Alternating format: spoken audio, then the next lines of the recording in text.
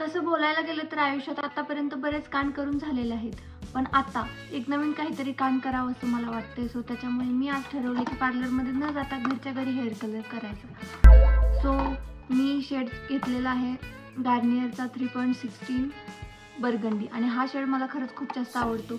So मी म्हटलं की आज आपण hair colour at home try करूया. सो बघूया काय होणार आहे माझ्यासोबत.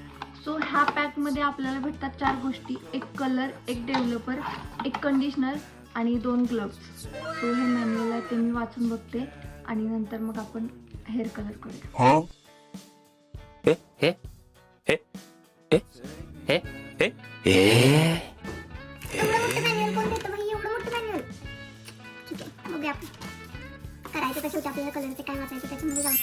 And the main important thing is हा कोणताही प्रमोशनल व्हिडिओ नाही आहे. हेअर कलर करण्याचा मेन मोटिव्ह हा आहे की काही जरी झालं तरी आपले ट्रेंड्स केसांमध्ये असतात ते नाही दिसले पाहिजे. सो त्याच्यामुळे मग मी डिसाईड केलं की आपण आज हेअर कलर करूया. सो फायनली अर्धा तास शोधल्यानंतर मला ब्रश आणि एक कंटेनर सापडले.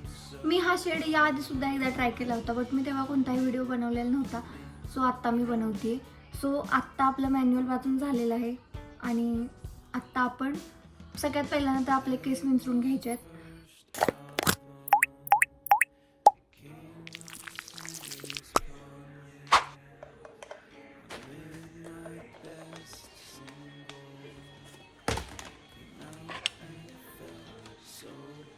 Mix mix mix.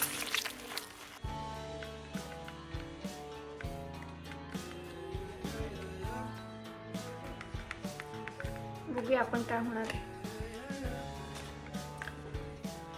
Mix mix mix.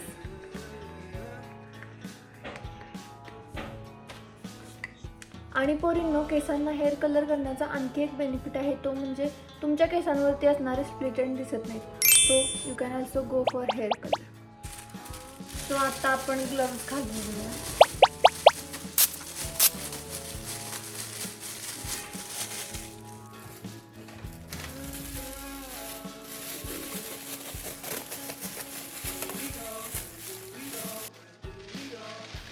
So आता आपण केसांची एक साईड व्यवस्थित टाय करून दुसऱ्या साईडला हेअर कलर करून घेणार आहे.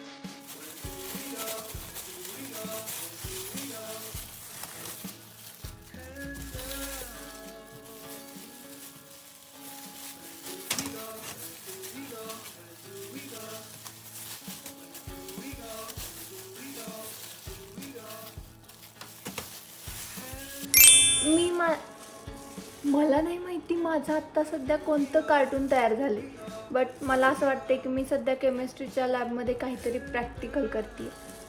सो बघूया आपण आता माझ्या केसांचा काय अवतार होणार आहे. सध्या माझा तरी मला वाटते मी कार्टूनच दिसते. सो ती गोष्ट निग्लेक्ट करा. आणि मला असं वाटतं की मी आता माझ्या केसांवरती कुठलं तरी मॉडर्न आर्ट करते.